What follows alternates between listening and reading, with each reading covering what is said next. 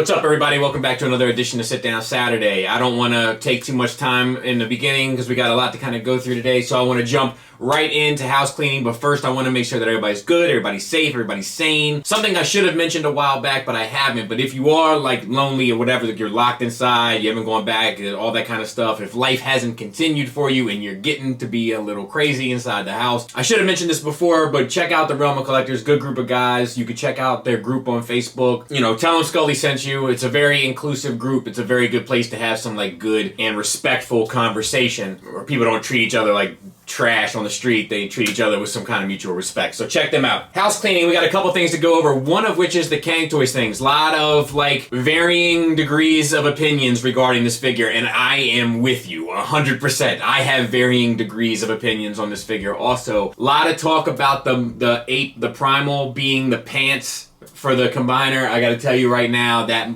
could very well be a deal breaker for me. I'd have to see once again how it pans out, but I'm hoping that something to do with the redesign is going to create a parts forming element to it. That's my hope. We're gonna have a discussion here very soon about combiners, what I look for in combiners and why, and kind of my experience with third-party combiners throughout, so that's coming soon. We have some nitty-gritty topics to get to, but not today. Today we're gonna take it easy. It's been a busy week, and it kind of ties together, so bear with me. A lot of people kind of making the fans hobby connection, I think mainly because of the Tampo paint. I gotta tell you, the plastic doesn't feel anything like fans hobby, and the thing is painted from head to toe, which fans hobby normally and traditionally doesn't do. I have no suspicions of this thing being connected to fans hobby whatsoever. That's me personally. I've been known to be wrong from time to time. And with that, I think we can get rocking and rolling. One of the things that you may have noticed recently between the Iceman review and the Kang Toys review is that the skits have come back. They aren't always guaranteed. I do have a list of ideas that some of them I think are pretty funny. I'm not going to hold myself to any standard, which is what I used to do back in the day in regards to skits. Like, you have to have one. Like, I'm not going to force it. If I have something and I feel like it warrants a skit, then I will do it, but they will be more regular. A lot of people have asked for them to come back. It's been hard for me to kind of keep them up to date with doing the Dummies and the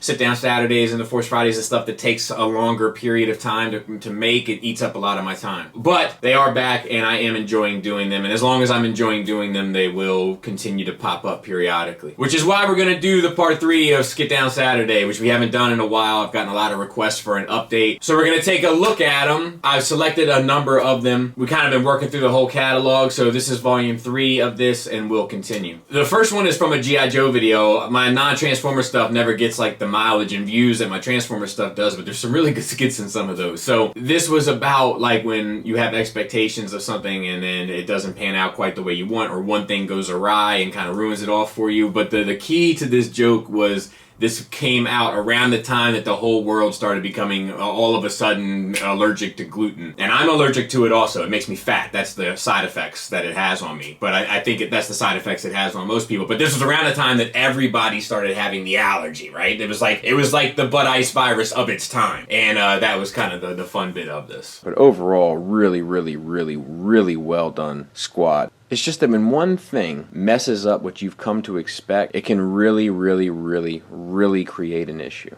Alright, gonna try this gluten-free pizza. Watch my waistline.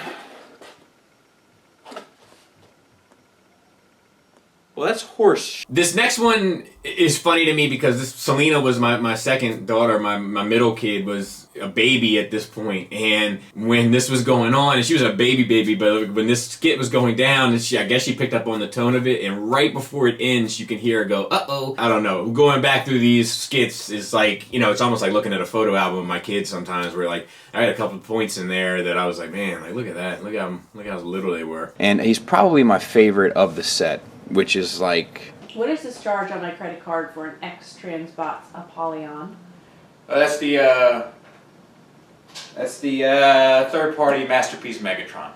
Wasn't the X-Transbots the one that made Ollie? Well, yeah, but it's the Masterpiece Megatron's going to go quick. I had to make a choice. Well, I'm going to give you another choice. Which one of these do you want me to stab you with? You can't be serious. Is that a spoon? This next one is kind of true to form for me. I have a tendency of saying inappropriate things, and my wife is like super reluctant to take me places like to her like work parties and stuff or whatever. Matter of fact, The last 2 work parties that she took me to, like Christmas parties, I said something stupid at both of them. Like, I just get wrapped up in the moment and I want to make people laugh and I say some extreme stuff and then I realize that I've gone too far. So this was kind of a play on that, but yeesh, sometimes when I think about stuff I've done to my poor wife at Christmas parties to embarrass her, some of the topics, maybe I'll try to remember to bring them up on Nerd Rage. It's not appropriate for here. As a toy person, you're supposed to like this type of cape, but I don't. And saying that I like cloth capes, it's like... Could you stop worrying? It's gonna be fun. She's been scared to death about me meeting her boss and her boss's wife. Because I might say something inappropriate.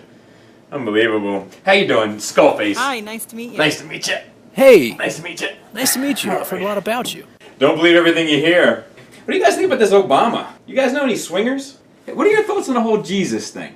you look like a wild card. Bet you had a lot of fellas before this one, huh? This next one was at the time when KFC was not known to put a whole lot of pride in their figures, and this was one of the first figures that I dealt with from them that had a ton of pride put into it. Beautiful paint applications and you know, an interesting transformation that we kind of already looked at, but it was like opposite day. It was like all of a sudden KFC is creating things that you never thought they would create, and it was a play on that. My favorite dog, you know, my dog, my baby, the dog of all dogs to me, Alabama. She's in this video and she passed, so it was good seeing her. Yeah, you know, a bummer, but bittersweet, right? Has impressed me because it has some extra love and tender care involved with it. And it's KFC. It's opposite day. It's like...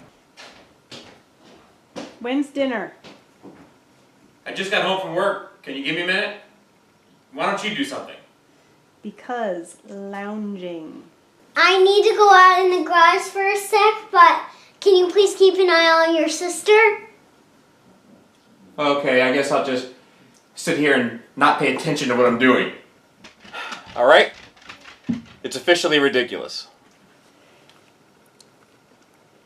While we're on the topic of KFC and all that, I remember doing the review for their blaster and trying to get all those tabs lined up. It's funny going back to these videos and I was like, man, I can't believe I used to do a couple of things. One, show every nitty gritty detail and transformation when like you can just kind of say to the audience, like, look, just figure this out. These are the tabs that gotta go, just make it happen. But like having to like painstakingly show it or transformation sequences without any cutting. And I think that people have that view wrong. Like if you can do that, there are people that can do it and bravo to them. But the point of showing a transformation on a review, in my opinion, should just be to show the audience how easy, challenging, or obnoxious it is. In my opinion, it shouldn't be an instructional thing, and it shouldn't be some sort of test if the reviewer can do it in such amount of time or whatever. Like, that's not the point of it to me. In my stuff that I do, like, I want to show how easy it is or how well it works, but I think I was caught up in the beginning of, like, feeling like I needed to validate what I was doing. But anyway, these tabs on this KFC thing drove me bonkers. This one actually has 2 skits, so I'll just run them back to back.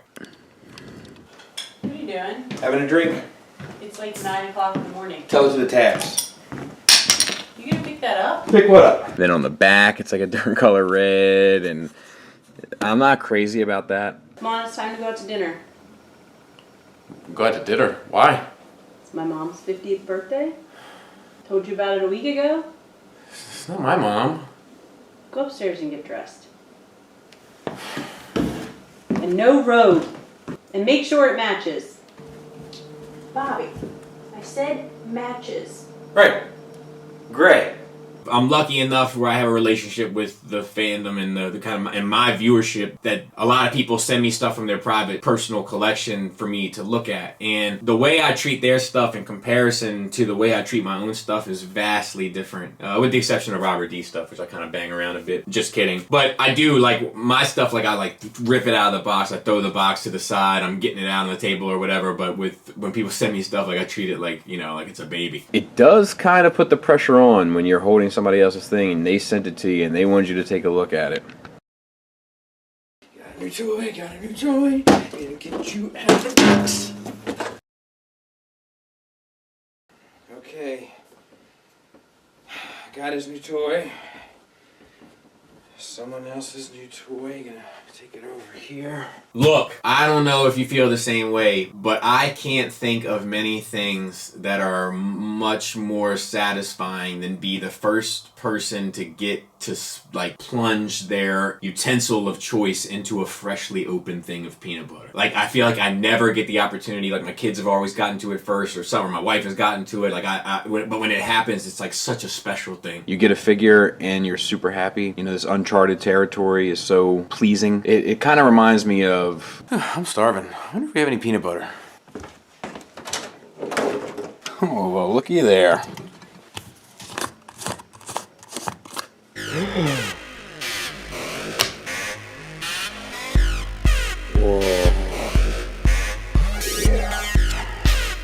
I love my wife dearly. I think she is the most magnificent creature I've ever come in contact with. She does so much so well, but one thing that she does not do well is keep a sink countertop tidy. She's got her stuff everywhere, I feel like. And what blows my mind is when we would go on vacations and stuff, and how quickly the fresh start of a sink counter just spirals out of control. One of the most confusing things to me about women is why they can't keep the top of a sink clean, even if they've only been there for like 5 minutes. You know what I love about vacations?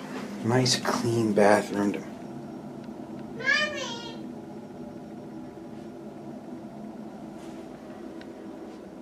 Come on, son. This next one I wanted to include because it's so true even to today. Like the amount of times, it really is a commentary on the addiction element of this hobby that or this pastime that like you focus on one thing and you look forward to it and you anticipate it and you're waiting and you're chomping at the bit and you're checking your tracking, and then it comes and you're done and it's on to the next one immediately. It's like that dopamine drip hits and you're good. On to the next one. I don't know, it's very true still for me to this day. One thing it has reminded me of is just how much I'm addicted to this stuff. It's like on to the next one. Like, I've been looking forward to this figure forever, and now I'm thinking about Bumblebee. I'm getting Wheeljack tomorrow. I can't wait. You're gonna go on adventures, the three of you. So I'm gonna put you on an adventure. You know, you're all ArcBots. I'll make you do some ArcBot adventures. Can't wait. Let me check my tracking number.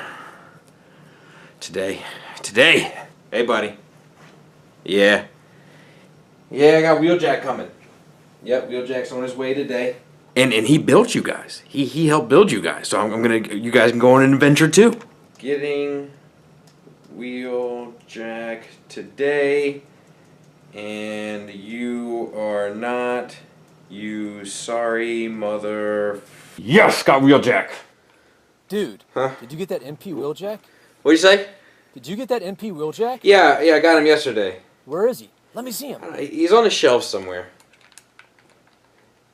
You know, Bumblebee's slated for November. This next one, look, I hit up Kuma Style Reviews, right? And I was like, look, I want to do this skit. Do you mind? And he was on board with it. And a good sport about it and so forth. But like, look, we all have our like things, right? Like reviewers, like you always have like your like go-to lines. Like I call it a go-to line or a connector line or a thinking line, right? It's like something that you say just so that the air doesn't, stay dead and you can keep in your mind the thought coming for the next thing that you're going to talk about. So like I say a ton of stuff like, the thing about it is, that's one of mine. Here's the thing is one of mine. I don't want to give them all away because you'll start to pick them out, but I have a number of connector lines. A lot of people do, and Robert D actually jokes all the time about the line like that or like so, right? Because a lot of Transformer reviewers will put it up as they're trying to get it to work. They say like that or like so, but it's just a connector line. It's like something so that you could say so you could think about the next thing. My man Kuma Style says okay, like that's his connector line, okay? So like he did this one review and I was like, man, what if we all had drinking games associated with our connector lines? And that was kind of the gag to this one. He says okay 1,000 times. And so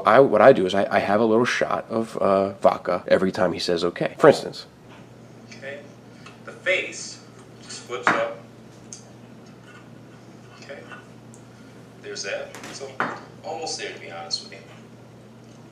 Okay.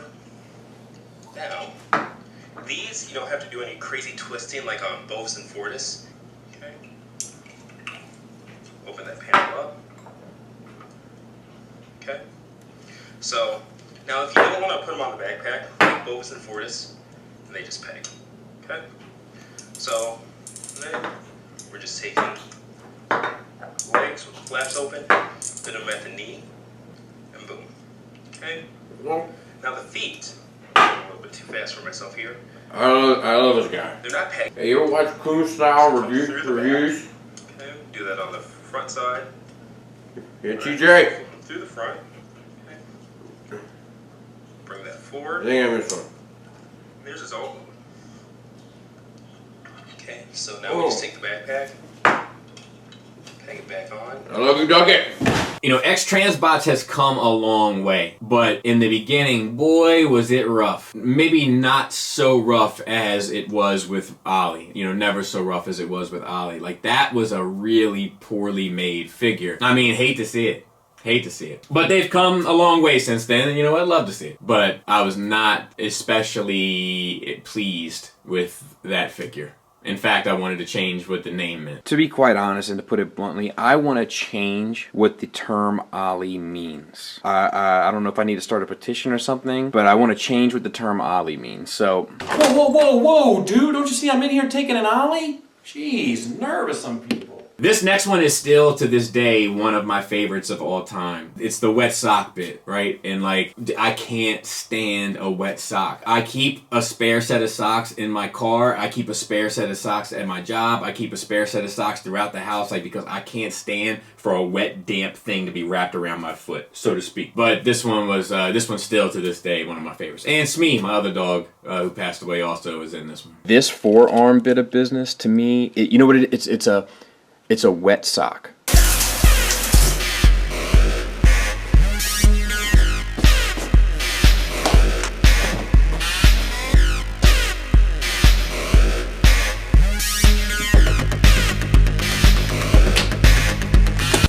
Oh no. A wet sock. It's the worst. It'll dry.